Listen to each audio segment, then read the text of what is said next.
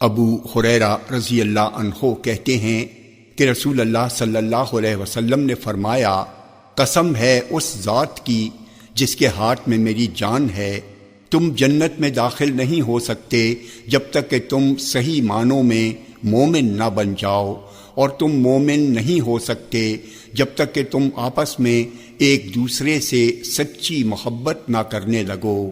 کیا میں تمہیں ایک ایسی چیز نہ بتاؤں کہ اگر تم اسے کرنے لگو تو تم میں باہمی محبت پیدا ہو جائے، اور وہ یہ ہے آپس میں سلام کو عام کرو، پھیلاؤ۔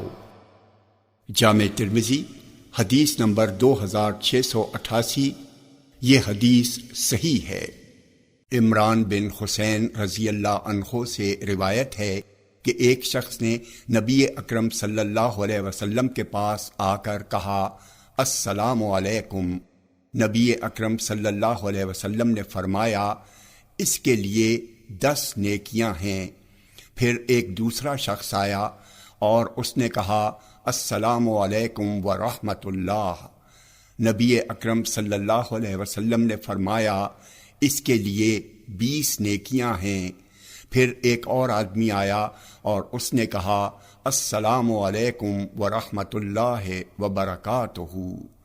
نبی اکرم صلی اللہ علیہ وسلم نے فرمایا، اس کے لیے 30 نیکیاں ہیں۔